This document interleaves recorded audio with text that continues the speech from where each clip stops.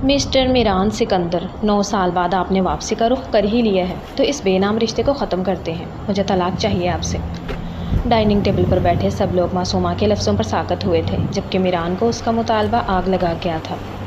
وہ 9 سال پہلے اپنے آغا جان سے ناراض ہو کر حویلی سے چلا گیا تھا، کیونکہ انہوں نے زبردستی اپنی 9 سال کی پوتی کو نکاح کی صورت اس کے سر پر مسلط کر دیا تھا۔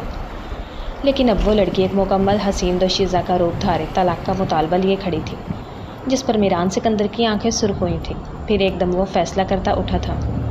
آغا جان، رخصتی کی تیاری کریں، اور رخصتی آج ہی ہوگی۔ کسی کے سر سے طلاق کا بھوت اتارنا ہے۔ اس کے سرد لفظوں پر معصومہ کی سانسیں سینے میں اٹکی تھیں۔ یہ کیا کہہ رہے ہیں آپ دادا؟ زمانہ ترقی کر چکا ہے، زمانے کے ساتھ ترقی کریں آپ بھی۔ وہ غصے سے دھاڑا۔ اب آپ ہمیں بتائیں گے کہ کیا کرنا چاہیے، کس طریقے سے رہنا چاہیے اور کیسے نہیں۔ آغا جان اپنی جگہ پر ساکت تھے، مگر ان کی آنکھوں میں غصہ اور ضد صاف جھلک رہی تھی۔ تم ہمیں سکھاؤ گے کہ ہماری خاندانی روایت کیا ہیں؟ میرا فیصلہ حتمی ہے۔ دادا، میں آپ کو آپ کی روایت کے خلاف نہیں کر رہا، لیکن اب جو آپ کہہ رہے ہیں وہ سراسر غیر اخلاقی اور قانوناً غلط ہے۔ وہ اپنی بے بسی کی انتہا کو پہنچ چکا تھا۔ وہ انہیں سمجھانے کی کوشش کر رہا تھا کہ 9 سالہ بچی کے ساتھ نکاح کا تصور ہی بے معنی اور ناممکن ہے، مگر دادا اپنی ضد پر اٹل تھے۔ وہ اپنی 9 سالہ پوتی معصومہ کی شادی اپنے اکلوتے وارث میران سکندر سے ہی کرنا چاہتے تھے۔ میران اپنی ضد پر قائم تھا کہ وہ اس بچی سے کسی صورت نکاح نہیں کرے گا۔ وہ بنا ان کے سنے وہاں سے نکلتا چلا گیا تھا۔ آغا جان نے غصے سے فہمیدہ بیگم کی طرف دیکھا۔ اپنے بیٹے کو راضی کرو اس نکاح کے لیے، میرا یہی آخری فیصلہ ہے۔ وہ یہ کہہ کر غصے سے کمرے سے باہر نکلے اور باغیچے کی طرف چلے گئے۔ پیچھے فہمیدہ بیگم نے ایک گہری اور سرد آہ بھری۔ یہ کیسی عجیب ضد پکڑ لی ہے بابا نے؟ آپ ہی سمجھائیں نا انہیں۔ فہمیدہ بیگم نے پاس بیٹھی اپنی نند رخسانہ بیگم سے کہا، جو خود کسی گہری سوچ میں ڈوبی سامنے پڑے چائے کے کپ کو گھور رہی تھی۔ ہاں، میں کیا کہہ سکتی ہوں، تمہارے سامنے ہی تو ہے۔ بابا کے آگے آج تک کسی نے زبان نہیں کھولی، لیکن میں پھر بھی ایک دفعہ ان سے بات کرنے کی کوشش کروں گی، رخسانہ بیگم نے تسلی دیتے ہوئے کہا اور کمرے سے نکل گئیں۔ فہمیدہ بیگم اٹھ کر اپنے بیٹے کے پیچھے اس کے کمرے میں آئیں۔ تم ہی یہ ضد چھوڑ دو میران، کر لو نکاح، بعد میں طلاق دے دینا۔ ابھی وہ صرف 9 سال کی ہے، جب بڑی ہوگی تو اسے خود سمجھ آ جائے گی۔ تم تب طلاق بھی دے دو گے تو کسی کو کوئی فرق نہیں پڑے گا۔ فہمیدہ بیگم نے اسے سمجھانے کی کوشش کی۔ نہیں، ہرگز نہیں ماما، کم از کم اپنی بھتیجی کا تو سوچیں۔ اس کے سر پر طلاق کا داغ لگ جائے گا۔ اس بچی کو ابھی تک اس لفظ کا مطلب بھی نہیں معلوم، اور آپ اس کا نکاح مجھ سے کروا رہی ہیں۔ میران غصے سے بولا، پھر ایک لمحے کو خاموش ہو کر بولا، ماما، میں سوچ چکا ہوں کہ مجھے اس صورتحال کو کیسے ہینڈل کرنا ہے، آپ بے فکر رہیں۔ اس نے پرعزم لہجے میں کہا تو اس کی ماں نے بس سر ہلا دیا اور کمرے سے باہر نکل گئی۔ ایک طرف جوان بیٹے کی ضد تھی اور دوسری طرف سسر کا حکم۔ فہمیدہ بیگم بیچ میں پیس کر رہ گئی تھی۔ دن معمول کے مطابق گزرنے لگے اور اس نکاح کا گھر میں دوبارہ ذکر نہیں ہوا۔ ایک دن میران ڈرائنگ ہال میں موجود تھا کہ معصومہ وہاں آئی۔ میران بھائی، کیا آپ مجھے یہ بوتل کھول دیں گے پلیز؟ اس نے معصومیت سے بوتل میران کی طرف بڑھائی۔ اسے دیکھتے ہی میران کی پیشانی پر بل پڑ گئے۔ جس دن سے آغا جان نے نکاح کا ذکر چھیڑا تھا، اسے معصومہ کا چہرہ دیکھ کر ہی گھٹن محسوس ہونے لگی تھی۔ وہ سمجھتا تھا کہ اگر یہ بچی نہ ہوتی تو نکاح کا ذکر ہی نہ ہوتا۔ جاؤ یہاں سے، کسی اور سے بولو، میران نے سختی سے کہا اور اپنے دوستوں کی طرف متوجہ ہو گیا۔ جب میرے ہونے والے شوہر آپ ہیں تو میں کسی اور کو جا کر کیوں بولوں؟ معصومہ نے سعادت دلی سے کہا تو اس کے کمرے میں موجود دوستوں نے حیرت سے اسے دیکھا، جبکہ میران غصے سے کھڑا ہو گیا۔ بے وقوف لڑکی، اپنی زبان بند رکھو، میں تمہارا ہونے والے شوہر نہیں ہوں۔ وہ دھاڑا تو معصومہ ڈر کے مارے کچھ پیچھے ہٹی، پھر سامنے بیٹھے میران کے دوستوں کو دیکھ کر شرمندگی سے بھاگ گئی۔ پیچھے اس کے دوست کہکہے لگا کر ہنسنے لگے۔ داد دینی پڑے گی اس لڑکی کی، کتنے کانفیڈنس سے کہہ کر گئی ہے کہ تم اس کے ہونے والے شوہر ہو۔ دوست اس کا مذاق اڑا رہے تھے، جبکہ میران غصے سے مٹھیاں بھیجے خاموش رہا۔ تھوڑی دیر بعد جب دوست چلے گئے تو وہ اٹھا اور معصومہ کو ڈھونڈنے لگا، جو اپنی گڑیا سے کھیلنے میں مصروف تھی۔ وہ غصے سے اس کے پاس پہنچا اور اس کے گردن سے اسے پکڑ کر اوپر اٹھایا۔ معصومہ کی سانسیں اٹکنے لگی اور وہ بلبلا اٹھی۔ کیا کر رہے ہیں آپ؟ چھوڑے مجھے۔ وہ اپنے چھوٹے چھوٹے ہاتھوں سے میران کے بازوؤں پر مارنے لگی۔ تمہارے دماغ میں یہ کس نے بھرا ہے کہ تمہاری شادی میرے ساتھ ہوگی؟ وہ غصے سے چیخا۔ دادا جان نے کہا تھا، وہ اماں سے بات کر رہے تھے، وہ روتے ہوئے بولی۔ میران نے اسے جھٹکے سے چھوڑا اور غصے میں آغا جان کے کمرے کی طرف بڑھ گیا۔ آغا جان، یہ کیا آپ نے اس چھوٹی سی بچی کے دماغ میں یہ ڈال دیا کہ آپ اس کی شادی مجھ سے کروائیں گے؟ وہ کمرے میں داخل ہوتے ہی دھاڑا، برخوردار، اپنی آواز نیچی رکھو، جو حقیقت ہے وہ اسے معلوم ہونی چاہیے، آغا جان نے اطمینان سے اخبار فولڈ کرتے ہوئے کہا۔ میں آپ کو پہلے بھی بول چکا ہوں کہ میں اس سے نکاح نہیں کروں گا، نہ میں کبھی اسے اپنی زندگی میں شامل کروں گا۔ وہ مجھ سے پوری 12 سال چھوٹی ہے، کم از کم آپ ہماری عمر کا لحاظ کریں۔ ہاں تو وہ بھی ایک دن بڑی ہو جائے گی، اور تمہاری دادی اور مجھ میں تو 20 سال کا فرق تھا۔ اس بارے میں کیا کہنا چاہو گے؟ آغا جان نے ٹھنڈے لہجے میں جواب دیا۔ میران نے کچھ کہنا چاہا لیکن اپنے آغا جان کو دیکھ کر خاموش ہو گیا اور بوجھل قدموں کے ساتھ کمرے سے باہر نکل گیا۔ میں چاہ کر بھی انہیں سمجھا نہیں سکتا۔ تو کیا میران سکندر واقعی معصومہ کو طلاق دے گا یا پھر اس کا فیصلہ سب کو حیران کر دے گا؟ کیا یہ زبردستی کا رشتہ ایک خوبصورت محبت کی داستان بننے والا ہے؟ Welcome to our channel. آگے بڑھنے سے پہلے چینل کو سبسکرائب کریں، بیل آئیکن کو پریس کریں اور کمنٹ سیکشن میں اپنی رائے ضرور دیا کریں۔ تو چلو کہانی کی طرف بڑھتے ہیں۔ ہوئے غصے سے دھڑا۔ سارا دن وہ اپنے کمرے میں بند رہا، نہ کچھ کھایا اور نہ ہی کسی سے کوئی بات کی۔ جب اس کی ماں فہمیدہ بیگم اسے کھانے کے لیے بلانے آئیں تو اس نے جھنجھلا کر صاف کہہ دیا کہ اسے بھوک نہیں ہے۔ اگلی صبح جب وہ یونیورسٹی جانے کے ارادے سے کمرے سے باہر نکلا تو گھر کا منظر معمول سے ہٹ کر تھا۔ گھر میں غیر معمولی چہل پہل تھی۔ ملازم مٹھائیوں کے ٹوکرے لیے ادھر ادھر گھوم رہے تھے جیسے کسی بڑی دعوت کی تیاری ہو رہی ہو۔ مہمانوں کا تانتا بندھا ہوا تھا جسے دیکھ کر میران سکندر کے ماتھے پر بل پڑ گئے۔ مما، آج گھر میں یہ کوئی دعوت ہے؟ اس نے ماں سے سوال کیا۔ فہمیدہ بیگم کی آواز میں گھبراہٹ تھی۔ آغا جان نے حکم دیا ہے کہ تمہارا نکاح آج ہی ہوگا۔ یہ الفاظ سننا تھا کہ میران سکندر کو محسوس ہوا جیسے اس کے پاؤں تلے سے زمین نکل گئی ہو۔ کیا؟ اس کی آواز پورے ڈرائنگ ہال میں گونجی جس پر وہاں موجود تمام مہمان متوجہ ہو گئے۔ فہمیدہ بیگم نے فوراً میران سکندر کا ہاتھ پکڑا اور اسے کھینچتے ہوئے اپنے کمرے میں لے گئے۔ کیا کر رہے ہو میران؟ گھر میں مہمان ہیں، ان کا کچھ تو لحاظ کرو، انہوں نے غصے سے کہا۔ مما، یہ کیا بچپنا ہے، آخر آغا جان اپنی ضد کیوں نہیں چھوڑ دیتے؟ وہ ضد ہو کر بولا۔ آغا جان نے سختی سے کہا ہے کہ تم گھر سے کہیں باہر نہیں جاؤ گے۔ میران سکندر نے سر تھام لیا۔ فہمیدہ بیگم اسے دھمکیاں میں اس لہجے میں سمجھا کر کمرے سے باہر نکل گئی۔ میران سکندر نے مایوسی سے اپنے بال نوچے اور اٹھ کر کمرے میں چلا گیا۔ کچھ گھنٹے گزرے تو دروازے پر دستک ہوئی۔ میران سکندر کا کھولنے کا ارادہ نہ تھا لیکن آغا جان کی آواز سن کر اسے مجبوراً اٹھنا پڑا۔ سامنے آغا جان مسکراتے ہوئے کھڑے تھے۔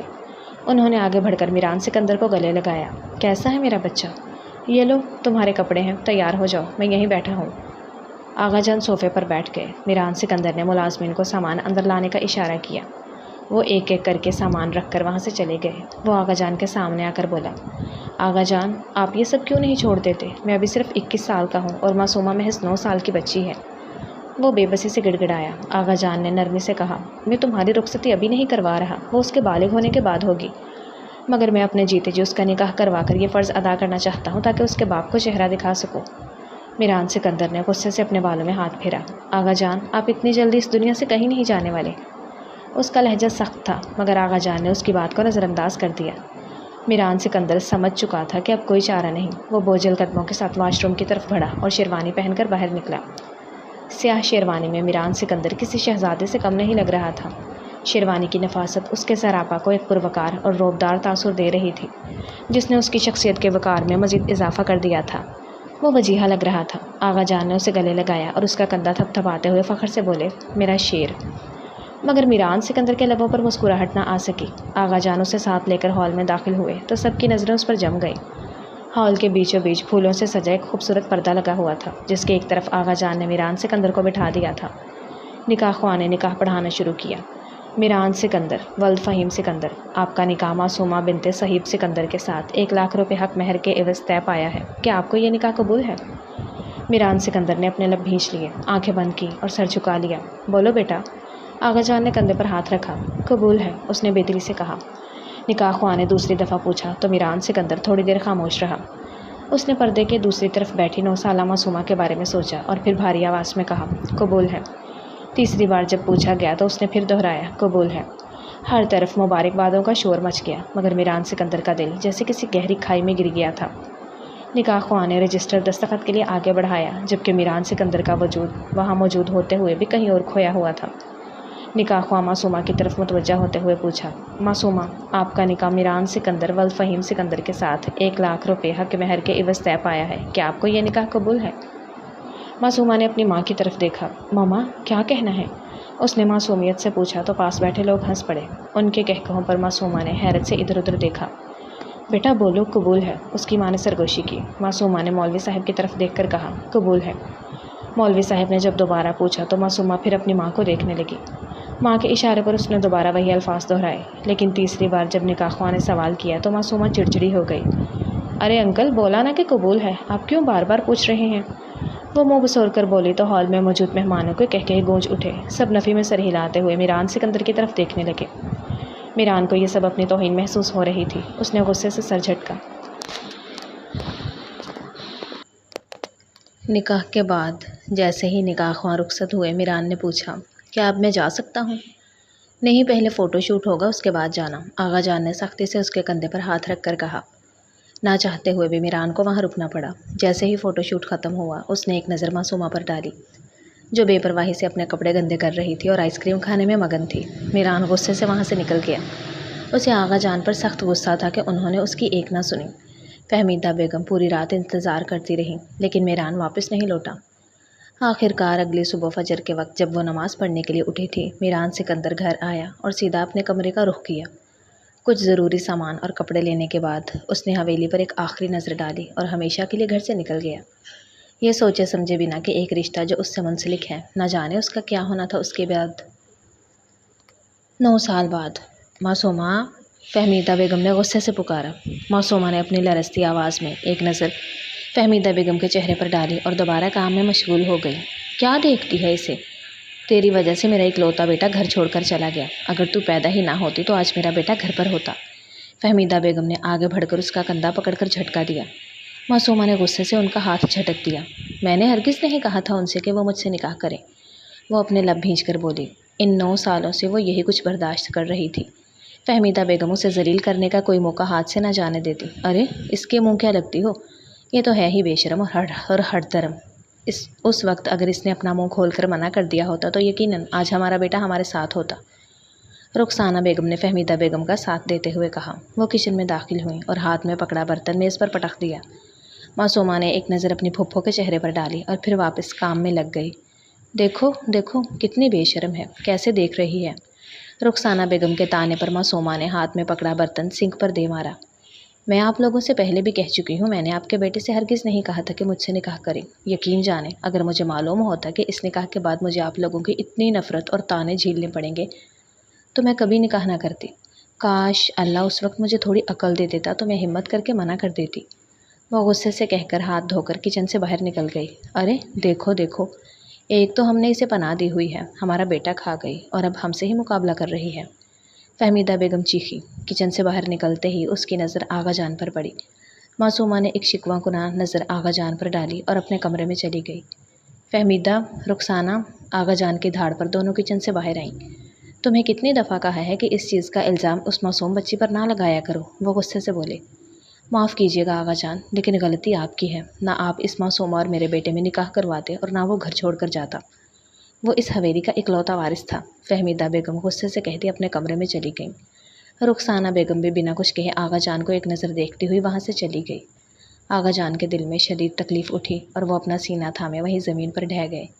मुलाजिम जो आसपास काम कर रहे थे उन्हें यूं गिरता देखकर उनकी तरफ लपके। हवेली में अफरा तफरी मच गई। आगा जान को फ़ौरन हस्पताल पहुंचाया गया। फ़हीम सिकंदर परेशानी के आलम में आईसीयू वार्ड के बाहर खड़े थे कि डॉक्टर बाहर आए। इन्हें शदीद सदमा पहुंचा है जिसकी वजह से हार्ट अटैक हुआ है। खुशकिस्मती से हमने इन्हें बचा लिया है, लेकिन अब अगर दोबारा ऐसा कोई सदमा इन्हें पहुंचा तो हम इन्हें नहीं बचा सकेंगे। डॉक्टर ने फ़हीम सिकंदर के कंधे पर हाथ रखकर तनबीह की। फ़हीम अपना सर थाम कर बेंच पर बैठ गए। पिछले 9 सालों से वो देख रहे थे कि आगा जान की तबीयत मीरान सिकंदर के घर छोड़ जाने के बाद से दिन ब दिन बिगड़ती जा रही थी। उन्होंने अपने लब भींचे, मोबाइल निकाला और एक मखसूस नंबर डायल किया। उसे कहो घर लौट आए। अगर मेरे बाप को कुछ हुआ तो कह देना उसे अपने बाप के जनाजे को भी कंधा देने का मौका नहीं मिलेगा। वो गुस्से से राब्ता मुनक़ता करके उठ खड़े हुए और वापस आगा जान की तरफ चले गए। चंद दिनों बाद उन्हें अस्पताल से डिस्चार्ज मिल गया और वो हवेली लौट आए। फहमीदा बेगम और रुखसाना बेगम सर झुकाए उनके साथ थी। मासूमा किचन से बाहर निकली तो हवेली में दाखिल होते आगा जान पर नज़र पड़ी। वो आंखों में आंसू लिए भागी और उनके सीने से लग गई। आगा जान, आप क्यों अपनी तबीयत इतनी ख़राब कर लेते हैं? वो रोते हुए बोली तो आगा जान ने मोहब्बत से उसकी पेशानी चूम ली। जो गलती की है बेटा, उसकी सज़ा तो मिलनी ही है, आगा जान ने धीमे लहजे में कहा तो वो खामोश हो गई। फ़हीम सिकंदर ने उसे आगा जान से दूर किया और उन्हें कमरे में ले गए। मीरान सिकंदर, और कितनी वजह दोगे मुझे कि मुझे तुमसे मज़ीद नफ़रत हो? वो बुड़बुड़ाती हुई अपने कमरे में चली गई। میران سکندر حویلی کے باہر کھڑا تھا۔ اس نے کاندھے پر بیگ لٹکا رکھا تھا اور وہ غور سے حویلی کو دیکھ رہا تھا۔ میران کی شخصیت میں اب ایک عجیب سا رعب اور نکھار تھا۔ اس نے ایک مہنگا گہرا نیلا 3 پیس سوٹ پہن رکھا تھا جو اس کی لمبی اور سڈول جیسی آمد پر بہت جچ رہا تھا۔ وہ جیسے ہی گھر کے اندر داخل ہوا اس کا ٹکراؤ کسی سے ہوا۔ وہ شاید جلدی میں تھی اور کہیں جا رہی تھی۔ ارے بھائی دیکھ کے چلو نا، وہ کہہ کر اپنے دوپٹے کو درست کرتی ہوئی باہر نکل رہی تھی کہ اچانک اس کے قدم جم گئے۔ اس نے پلٹ کر دیکھا تو میران سکندر اس کے سامنے کھڑا تھا۔ معصومہ اب 9 سال کی وہ چھوٹی سی بچی نہیں رہی تھی۔ وہ ایک حسین اور باوقار دوشیزہ بن چکی تھی۔ اس کا سراپا، اس کی معصوم آنکھیں اور بالوں کی لٹیں جو اس کے چہرے پر گر رہی تھیں اسے ایک الگ ہی دلکشی دے رہی تھی۔ میران کی نظریں اس کے چہرے پر ٹھہر گئیں۔ میران، آغا جان کے کمرے میں آؤ، فہیم سکندر کی آواز گونجی تو میران نے نظریں ہٹائیں اور بنا کچھ کہے آغا جان کے کمرے کی طرف بڑھ گیا۔ معصومہ نے غصے سے مٹھیاں بھینچی اور وہاں سے باہر نکل گئی۔ کیا ہوا ہے معصومہ، تم بہت غصے میں لگ رہی ہو، اس کی دوست نے پوچھا تو معصومہ نے غصے سے دانت پیستے ہوئے نفی میں سر ہلایا۔ وہ کسی سے بات کرنے کے موڈ میں نہیں تھی۔ سائم جو اس کا کلاس فیلو تھا اس کے پاس آ کر بیٹھا۔ کیا ہوا ہے؟ سائم نے حیرت سے پوچھا۔ کچھ نہیں ہوا سائم، آج مجھے نہ بلانا۔ وہ کتابیں سنبھال کر کینٹین سے باہر نکل گئی۔ او ہو، آج تو اس نے تمہیں بھی خاطر میں نہیں لایا، اس کی دوست نوری نے ہنستے ہوئے کہا۔ بس اسی چیز کا افسوس ہے، اس نے مجھے کبھی دوست سے بڑھ کر نہیں مانا۔ سائم نے آ بھر کے کہا۔ تم اسے اپنی فیلنگز بتا دو نا، نوری نے مشورہ دیا۔ میں اس سے اس کے گھر پر بات کروں گا، سائم نے مسکرا کر کہا اور اٹھ کر وہاں سے باہر نکل گیا، جبکہ نوری بھی مسکراتی ہوئی اٹھ کر اس کے پیچھے لپکی تھی۔ رات کھانے کے وقت سب ڈائننگ ٹیبل پر موجود تھے۔ میران کسی مجرم کی طرح سر جھکائے بیٹھا تھا۔ فہمیدہ اور رخسانہ بیگم اس کے واپس آنے پر صدقے واری جا رہی تھی، جبکہ آغا جان اور فہیم سکندر اس سے خفا تھے۔ معصومہ یونیورسٹی سے واپس آ کر اپنے کمرے میں ہی بند رہی تھی۔ اس کا باہر آنے کا دل نہیں تھا، لیکن حویلی کا یہ اصول تھا کہ سب ساتھ کھانا کھائیں گے، لہٰذا اسے بھی آنا پڑا۔ وہ خاموشی سے آئی اور میران پورے ڈائننگ ٹیبل پر بس رخسانہ اور فہمیدہ بیگم کی باتیں گونج رہی تھیں۔ میران نے ایک نظر سامنے بیٹھی معصومہ کو دیکھا جو اپنے کھانے میں مگن تھی اور میران کو مکمل طور پر نظر انداز کر رہی تھی، جیسے وہ وہاں موجود ہی نہ ہو۔ کھانا ختم کرنے کے بعد معصومہ نے میران کو دیکھا۔ مسٹر میران سکندر، 9 سال بعد آپ نے واپسی کا رخ کر ہی لیا ہے تو اس بے نام رشتے کو ختم کرتے ہیں۔ مجھے طلاق چاہیے آپ سے۔ ڈائننگ ٹیبل پر بیٹھے سب لوگ معصومہ کے ان الفاظ پر ساکت رہ گئے، جبکہ میران کو اس کا یہ مطالبہ آگ لگا گیا۔ وہ غصے سے معصومہ کو گھورنے لگا۔ بیٹا تم یہ کیا کہہ رہی ہو؟ آغا جان نے حیرت اور دکھ سے کہا۔ آغا جان، یہی بہتر ہے، میں ایسے انسان کے ساتھ ہرگز نہیں رہوں گی جو اس رشتے سے 9 سال تک بھاگتا رہا ہو۔ میں طلاق کے پیپرز بنوانے کے لیے وکیل سے بات کر چکی ہوں، بس آپ انہیں کہیں کہ مجھے طلاق دیں اور پیپرز پر سائن کر دیں۔ میں اس رشتے کا بوجھ مزید اپنے کندھوں پر نہیں اٹھا سکتی اور نہ ہی ان کی ماں کی زہریلی باتیں برداشت کر سکتی ہوں۔ وہ غصے سے کانپتے ہوئے بولی۔ میران سکندر اپنی کرسی سے اٹھ کھڑا ہوا۔ اس کی آنکھوں میں شدید غصہ تھا۔ آغا جان، رخصتی کی تیاری کریں، رخصتی آج ہی ہوگی۔ کسی کے سر سے طلاق کا یہ بھوت اتارنا ضروری ہے۔ اس کے سرد الفاظ پر معصومہ کی سانسیں سینے میں اٹک گئیں۔ میران غصے سے وہاں سے نکل کر اپنے کمرے کی طرف چلا گیا۔ معصومہ نے حیرت اور خوف سے آغا جان کو دیکھا۔ آغا جان، نہیں، اس کی بات نہ مانیے گا، یہ پھر سے وہی کرے گا جو اس کا دل چاہے گا۔ رخصتی کی تیاری کرو، آغا جان نے فیصلہ کن انداز میں کہا اور اٹھ کھڑے ہوئے۔ فہیم سکندر نے آغا جان کا ہاتھ تھام لیا اور انہیں سہارا دے کر کمرے میں لے گئے۔ معصومہ کی آنکھوں سے بے بسی کے آنسو بہہ کر اس کے گال بھگو رہے تھے۔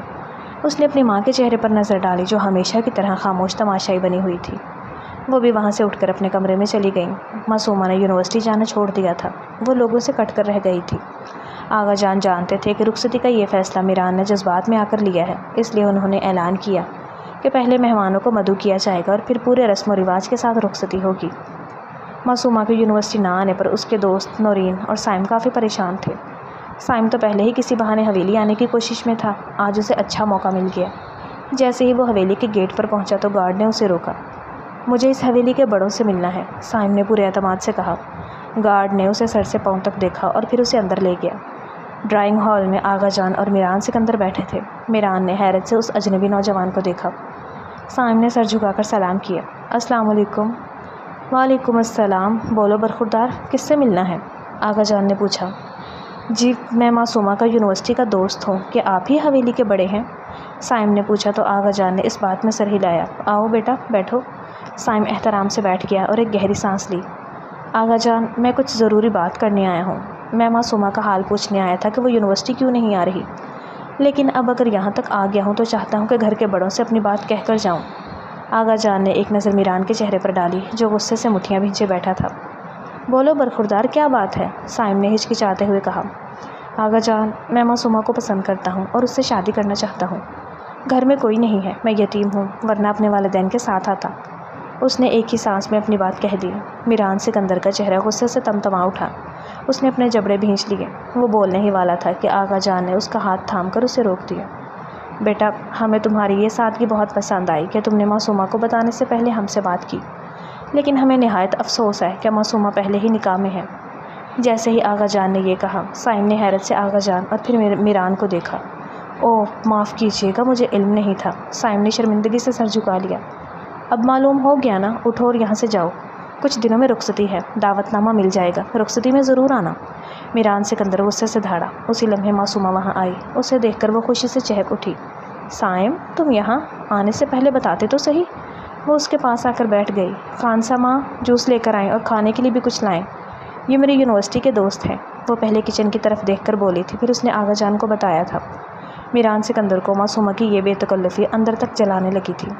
آغا جان نے مسکرا کر کہا، جی تعارف تو ہو گیا ہے۔ معصومہ نے سائم کی طرف دیکھ کر پوچھا، کیسے ہو تم؟ سائم نے ایک بار بھی معصومہ کی طرف نہیں دیکھا تھا۔ وہ نظریں جھکائے بولا، میں بالکل ٹھیک ہوں، تم بتاؤ تم کیسے ہو، اور آج یہاں کیسے آنا ہوا تمہارا؟ معصومہ مسکرا کر بولی، میں بھی بالکل ٹھیک ہوں، تم یونیورسٹی نہیں آ رہی تو سوچا تم سے پوچھ لوں کہ کیا ہوا ہے۔ سائم نے نظریں اٹھا کر معصومہ کے چہرے کو غور سے دیکھا۔ تمہاری آنکھیں سرخ ہو رہی ہیں، کیا ہوا ہے؟ معصومہ نے فکر سے اس کے کندھے پر ہاتھ رکھ کر پوچھا تو میران نے غصے سے اپنی مٹھیاں بھینچ لیں اور چہرہ پھیر لیا، جبکہ آغا جان خاموشی سے سب دیکھ رہے تھے۔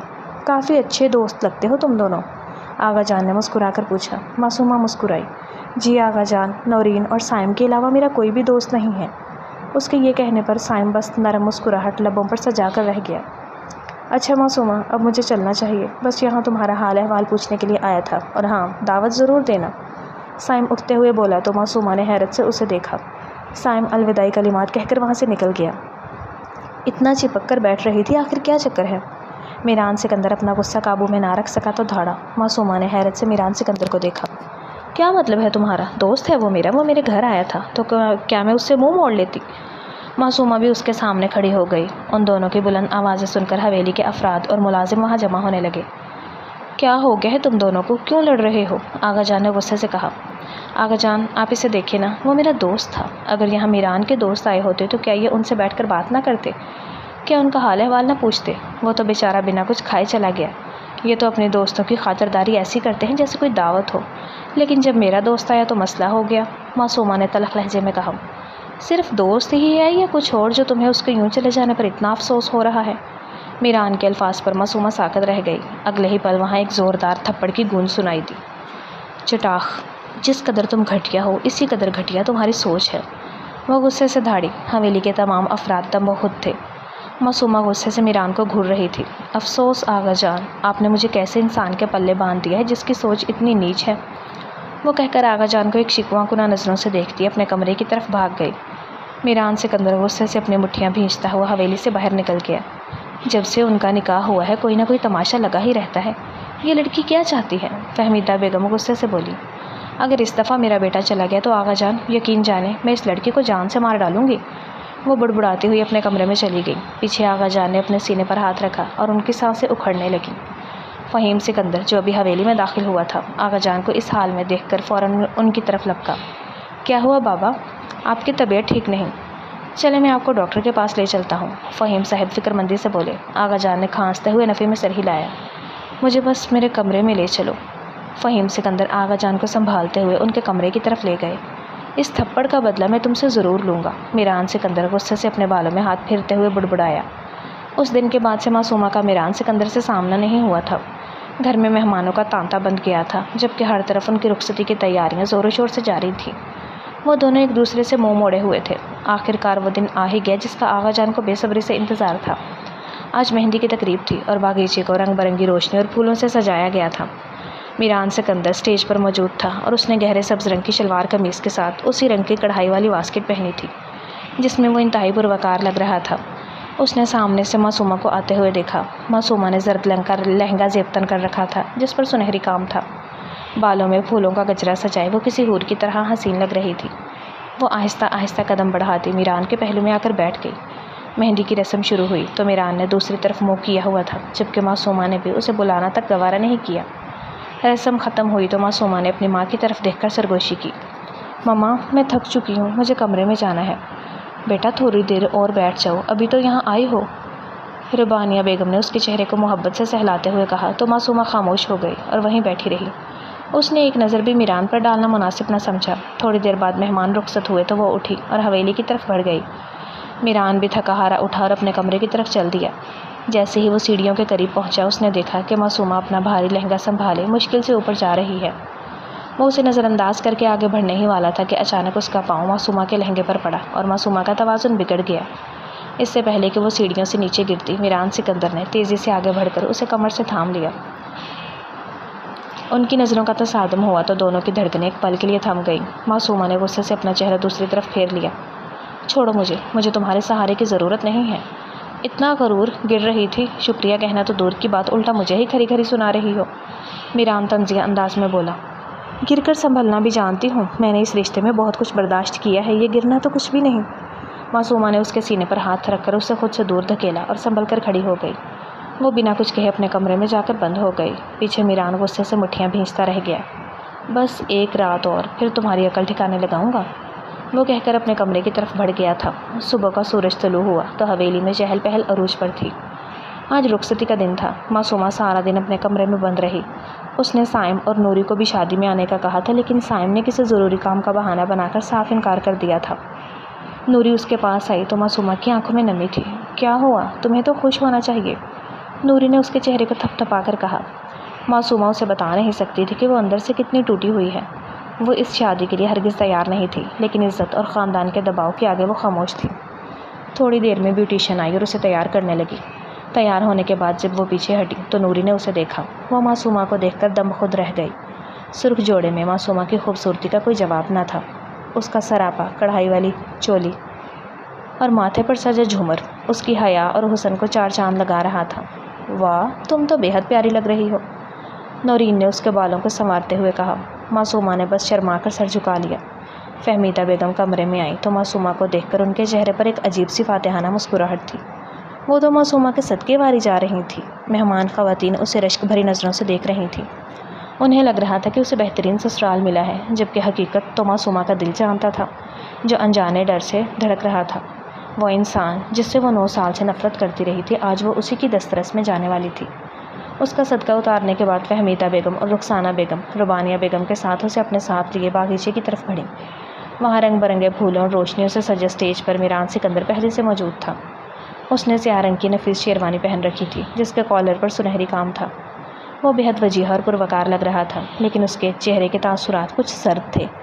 جیسے ہی میران کی نظر معصومہ پر پڑی، اس کا دل ایک پل کے لیے دھڑکنا بھول گیا۔ معصومہ سر سے پاؤں تک سرخ لباس میں ملبوس تھی۔ بالوں میں لگے پھول اور چہرے پر کیا میک اپ اسے کسی اپسرا کی مانند دکھائی دے رہا تھا۔ میران یکٹک اسے دیکھتا رہا۔ اس کی پلکیں جھپکنا بھول گئی تھیں۔ جب معصومہ کو اس کے پہلو میں بٹھایا گیا تو میران کی نظریں اس کے سراپا پر جم گئیں۔ بہت پیاری لگ رہی ہو، میران نے سرگوشی کی، مگر معصومہ نے اس کی بات کا کوئی جواب نہ دیا، نہ ہی اس کی طرف دیکھا۔ وہ خاموشی سے سر جھکائے بیٹھی رہی، گویا اس نے کچھ سنا ہی نہ ہو۔ فوٹو شوٹ اور دیگر رسومات کے بعد اسے میران کے کمرے میں پہنچا دیا گیا۔ کمرہ کسی خوابگاہ کی طرح سجایا گیا تھا۔ چاروں طرف تازہ گلاب کی خوشبو پھیلی ہوئی تھی۔ بیڈ پر سرخ گلابوں کی پتیاں بکھری تھیں اور کمرے کی آرائش میں ایک شایانہ شان تھی۔ معصومہ نے بے دلی سے ڈریسنگ ٹیبل کی طرف قدم بڑھائے، زیورات اتار کر وہاں رکھے اور الماری سے ایک سادہ سا ہلکا گلابی سوٹ نکال کر واش روم میں بند ہو گئی۔ تھوڑی دیر بعد فریش ہو کر وہ باہر آئی تو بیڈ پر بکھرے پھولوں کو ایک جھٹکے سے زمین پر پھینکا اور خود بیڈ کے ایک کونے پر لیٹ گئی۔ میران جو اپنے دوستوں کے ساتھ باہر وقت گزار کر آیا تھا، اس حقیقت سے آگاہ تھا کہ معصومہ اس شادی سے خوش نہیں ہے۔ وہ کمرے میں داخل ہوا تو اسے لگا معصومہ لڑنے کے لیے تیار بیٹھی ہوگی، مگر اسے سوتا دیکھ کر اس نے ایک گہری سانس لی۔ میران نے خود کو فریش کیا اور بیڈ کی دوسری طرف منہ کر کے لیٹ گیا۔ دونوں کے درمیان خاموشی کی ایک طویل دیوار حائل تھی۔ صبح کا سورج طلوع ہوا تو میران کی آنکھ کھلی۔ اسے اپنے سینے پر ایک بوجھ محسوس ہوا۔ اس نے آنکھیں کھولی تو دیکھا کہ معصومہ اس کے سینے پر سر رکھے گہری نیند سو رہی ہے۔ وہ سوتے ہوئے کسی معصوم بچی کی طرح لگ رہی تھی۔ اس کے چہرے پر ایک عجیب سا اطمینان اور سکون تھا۔ میران مسکرائے بغیر نہ رہ سکا۔ اس نے اپنی انگلیوں سے اس کے چہرے پر آئے بکھرے بال پیچھے کیے۔ جیسے ہی انگلیاں معصومہ کے چہرے کو چھوئیں وہ بڑبڑا کر بیدار ہو گئی۔ دونوں کی نظریں آپس میں ٹکرائیں۔ میران اور معصومہ کی آنکھیں حیرت سے پھیل گئیں۔ معصومہ فوراً اٹھ کر اس سے دور ہو کر بیٹھ گئی۔ تم میرا فائدہ اٹھا رہے ہو؟ تمہیں شرم نہیں آتی؟ معصومہ غصے سے چلائی۔ اگر تمہارا فائدہ اٹھانا ہوتا تو رات ہی اٹھا چکا ہوتا، تم خود میرے سینے پر آ کر سوئی ہوئی تھی۔ میران غصے سے کہتا ہوا کھڑا ہو گیا۔ مجھے تم سے چپکنے کا کوئی شوق نہیں ہے، معصومہ نے منہ بسور کر کہا اور واش روم کی طرف لپکی، لیکن میران نے اس کا ہاتھ تھام کر اسے واپس بیڈ پر گرا دیا۔ پہلے میں جاؤں گا، میران اپنی چھاتی پر ہاتھ رکھ کر بولا اور واش روم کی طرف بڑھا۔ جی نہیں، پہلے میں جاؤں گی۔ معصومہ نے اسے پیچھے دھکیلا، لیکن میران نے خود کو سنبھالا اور اپنی مضبوط گرفت اس کی کمر پر ڈال دی۔ وہ اچانک توازن برقرار نہ رکھنے کے باعث اس کے سینے سے لگی تھی۔ کمرے میں خاموشی چھا گئی تھی۔ میران کی دھڑکنیں وہ اپنے ہاتھ پر محسوس کر سکتی تھی، جبکہ میران کی سانسیں اس کے چہرے پر پڑ رہی تھیں۔ میران نے فوراً اسے خود سے الگ کیا اور واش روم میں جا کر دروازہ بند کر لیا۔ معصومہ نے گہرا سانس لیا اور دل کی دھڑکن کو قابو کرنے لگی۔ گھٹیا انسان، تم سے یہی امید کی جا سکتی تھی، وہ بڑبڑائی۔ کچھ دیر بعد واش روم سے پانی گرنے کی آواز آئی تو معصومہ کے چہرے پر ایک شیطانی مسکراہٹ ابھری۔ وہ آرام سے ٹانگ پر ٹانگ چڑھائے بیڈ پر بیٹھ گئی۔ تھوڑی دیر بعد واش روم کے دروازے پر دستک ہوئی۔ کیا تکلیف ہے؟ معصومہ نے طنزیہ پوچھا۔ میں اپنے کپڑے لانا بھول گیا، میران غصے سے بولا۔ تو لے کر جانے چاہیے تھے۔ معصومہ نے لاپرواہی سے کندھے اچکائے۔ بھول گیا نا، مجھے میرے کپڑے دو، میران نے دھمکیہ میں اس لہجے میں کہا۔ میں تمہاری نوکر نہیں ہوں، معصومہ نے صاف جواب دیا۔ کیا تم نہیں دے رہی؟ میران نے دوبارہ پوچھا۔ نہیں دے رہی، اس کے جواب دیتے ہی میران نے واش روم کا دروازہ کھول دیا اور باہر آ گیا۔ معصومہ نے فوراً اپنی آنکھوں پر ہاتھ رکھ لیا، مگر اس کی انگلیاں ذرا سی کھل گئیں۔ میران تولیہ لپیٹے اس کے سامنے کھڑا تھا۔ اس کا بدن، اس کے کندھے اور اس کی مردانہ وجاہت اس لمحے کمرے کی فضا کو گرم کر رہی تھی۔ میران اپنی شرارت پر مسکراتا ہوا الماری کی طرف بڑھا، جبکہ معصومہ کی چیخ نکل گئی۔ گھٹیا انسان، بے شرم، وہ چیخی، جبکہ وہ ہنستا ہوا واپس واش روم میں بند ہوا تھا۔ تھوڑی دیر بعد وہ دونوں تیار ہو کر ڈائننگ ٹیبل پر آئے تو گھر والوں نے انہیں خاموش دیکھا تو انہیں حیرت ہوئی تھی، لیکن کسی نے کچھ نہ کہا اور خاموشی سے ناشتہ کرنے لگے۔ جیسے ہی معصومہ نے ہاتھ آگے بڑھا کر جوس کا گلاس پکڑنا چاہا، اس وقت میران سکندر نے بھی اپنے ہاتھ سے دوسرے گلاس کو تھام لیا۔ تم دوسرا لے لو، میران نے سرد لہجے میں کہا اور معصومہ کا ہاتھ جھٹک کر وہ گلاس اپنے منہ سے لگا لیا۔ معصومہ بس اپنے دانت پیس کر رہ گئی اور اسے غصے سے گھورتی رہی۔ آغا جان نے یہ منظر دیکھ کر نفی میں سر ہلایا، جبکہ فہیم صاحب اپنی مسکراہٹ دبانے کی ناکام کوشش کرنے لگے۔ نہ جانے ان دونوں کا کیا بنے گا، فہیم صاحب نے سرگوشی کی اور ناشتے کی طرف متوجہ ہو گئے۔ دن معمول کے مطابق گزرنے لگے، مگر ان دونوں کے درمیان فاصلے اور لڑائیاں ویسی ہی تھیں۔ گھر والوں کے سامنے ان کی نوک جھونک اب ایک روزمرہ کا معمول بن چکی تھی۔ تم ایک جاہل اور گھٹیا انسان ہو، تم سے اور امید بھی کیا کی جا سکتی ہے؟ تمہیں صرف اور صرف دوسروں کے کردار پر بات کرنا اور بھاگنا آتا ہے۔ معصومہ غصے سے دھاڑی، جبکہ آغا جان اور فہیم صاحب آرام سے چائے پیتے ہوئے ان کی اس لڑائی سے لطف اندوز ہو رہے تھے۔ اور تمہیں زبان چلانے کے علاوہ کچھ بھی نہیں آتا، میران نے بچوں کی طرح منہ بناتے ہوئے جواب دیا۔ سب لوگ لوڈو کھیل رہے تھے، وہیں سے بات شروع ہوئی تھی اور نہ جانے یہ دونوں بات کو کہاں سے کہاں لے گئے تھے۔ اف، میں تم لوگوں کی اس روز روز کی لڑائی سے پریشان ہو گیا ہوں، نہ جانے یہ کب ختم ہوگی۔ 3 مہینے سے دیکھ رہا ہوں تم لوگوں کا رویہ اسی طرح ہے، آخر تم لوگ ایک اچھے میاں بیوی کی طرح نہیں رہ سکتے؟ آغا جان نے غصے سے کہا۔ نہیں، بالکل بھی نہیں، دونوں ایک ساتھ بولے اور اپنے کمرے کی طرف بڑھ گئے۔ معصومہ کمرے میں داخل ہوئی اور اپنا بیگ کھول کر سامان پیک کرنے لگی۔ آغا جان نے سخت لہجے میں حکم دیا تھا کہ انہیں کچھ دن گھومنے کے لیے جانا ہوگا۔ معصومہ تو بالکل نہیں جانا چاہتی تھی، لیکن آغا جان کی ضد کے آگے اسے ہار ماننا پڑی۔ وہ غصے سے اپنے کپڑے بیگ میں ڈال رہے۔ لگتا ہے محترم میران کا دماغ چل گیا، 9 سال بعد واپسی پہ طلاق کی جب رخصتی کیوں مانگ رہا ہے؟ Something okay. تو آپ کو اب تک کی کہانی کیسی لگی ہے اور اپنا فیوریٹ ڈائلاگ ضرور بتائیں، اور اس کے علاوہ سین بھی ضرور بتائیے گا۔ آپ کو میران کیسا لگ رہا ہے، آپ کو معصومہ کیسی لگ رہی ہے، کمنٹ سیکشن میں ضرور بتائیے گا۔ معصومہ نے اس کے کپڑے اٹھا کر زمین پر پھینکتے ہوئے کہا۔ میران کو غصہ آ گیا اور اس نے پاس پڑا ایک گلدان اٹھا کر اس کے سر کی جانب اشارہ کیا، مگر معصومہ ڈرنے کی بجائے اس کے سامنے آ کھڑی ہوئی۔ ہاں مارو، رک کیوں گئے، مارو نا، وہ للکار کر بولی۔ میران نے گلدان واپس رکھا، ایک گہری سانس لی اور اپنے کپڑے اٹھا کر ایک الگ بیگ میں ڈالنے لگا۔ اس نے معصومہ کو دیکھا۔ وہ سادگی میں بھی کمال لگ رہی تھی اور غصے میں تو اس کی ناک سرخ ہو جایا کرتی تھی، جو اسے بہت بھلی لگتی تھی۔ میران کے چہرے پر ایک ہلکی سی مسکراہٹ آئی اور وہ اپنے کام میں مگن ہو گیا۔ معصومہ نے چوری چھپے میران کے چہرے پر نظر ڈالی تو دیکھا کہ اس کے گال میں پڑنے والے ڈمپلز واضح ہو رہے تھے۔ اس نے اپنا سر جھٹک لیا۔ میں اس کی طرف کیوں دیکھ رہی ہوں؟ وہ دل ہی دل میں خود کو کوسنے لگی۔ پھر ایک چور نگاہ اس نے میران کے چہرے پر ڈالی۔ ہے تو بہت پیارا۔ دل سے ایک آواز آئی، مجھے کیا چھوڑ کر گیا تھا یہ؟ مجھے 9 سال کے لیے کتنا کچھ کہا سب نے مجھے۔ وہ بڑبڑائی اور اپنا بیگ پیک کرنے لگی، کیونکہ شام کی فلائٹ سے انہیں مری جانا تھا۔ میرا بیگ بھی رکھ دیتے، معصومہ نے اپنی ماں کے ساتھ کھڑے میران کو کہا۔ میں نے تمہارا بیگ پہلے ہی گاڑی میں رکھ دیا ہے، زیادہ مت بولو، میران نے گاڑی کا دروازہ زور سے بند کرتے ہوئے کہا۔ وہاں جا کر بھی لڑتے مت رہنا، آغا جان نے نصیحت کی۔ آپ کی اس جنگلی بلی سے کہیں کہ خاموش رہے۔ میران نے معصومہ کی طرف اشارہ کیا تو آغا جان نے اسے گھور کر دیکھا۔ حویلی کے تمام افراد سے ملنے کے بعد میران سکندر نے گاڑی کا رخ شاہراہ مری کی طرف موڑ دیا۔ سفر طویل تھا اور گاڑی کے اندر ایک عجیب سی خاموشی چھائی ہوئی تھی۔ معصومہ، جو صبح سے تھکی ہوئی تھی اور ذہنی دباؤ کا شکار تھی، گاڑی کی نشست پر سر ٹکائے آہستہ آہستہ نیند کی وادیوں میں اتر گئی۔ جب گاڑی ایک پرسکون اور ویران راستے پر پہنچی تو میران نے دھیمی رفتار سے گاڑی ایک طرف سائڈ پر روک دی۔ وہ فرصت سے سیٹ پر پیچھے کی طرف ٹیک لگا کر بیٹھ گیا اور اپنی نظریں معصومہ کے پرسکون چہرے پر جما دی۔ معصومہ کی آنکھیں بند تھیں، اس کے چہرے پر نیند کی ایک معصوم سی کیفیت تھی اور اس کی لمبی پلکیں اس کے رخساروں پر سایہ کر رہی تھیں۔ وہ اسے اتنے غور سے دیکھ رہا تھا جیسے برسوں بعد کوئی گمشدہ خزانہ پا لیا ہو۔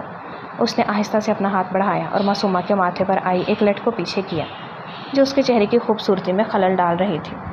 میران کے ہونٹوں پر ایک گہری اور تلخ مسکراہٹ ابھری۔ وہ جانتا تھا کہ یہ لڑکی جو اس کے سامنے اتنی معصوم بن کر سو رہی ہے، یہی وہ لڑکی ہے جس نے کل اسے سب کے سامنے کھری کھری سنائی تھی اور جس کی تیز زبان سے وہ اکثر پریشان رہتا تھا۔ اس نے معصومہ کے چہرے کی طرف دیکھتے ہوئے بالکل دھیمی اور مدھم آواز میں سرگوشی کی، گویا وہ خود سے مخاطب ہو تو تم بہت پیاری معصومہ، لیکن سارا مسئلہ تمہاری اس زبان کا ہے جو مجھے پل بھر کا سکون نہیں لینے دیتی۔ یہ کہہ کر اس نے ایک سرد آہ بھری اور دوبارہ گاڑی سٹارٹ کر دی۔ اس کے بعد وہ پورے راستے اسے ہی دیکھتا رہا جو بے خبری میں سوئی ہوئی تھی۔ میران کا دل اس سفر میں کسی انجانی کشش کی گرفت میں آ چکا تھا۔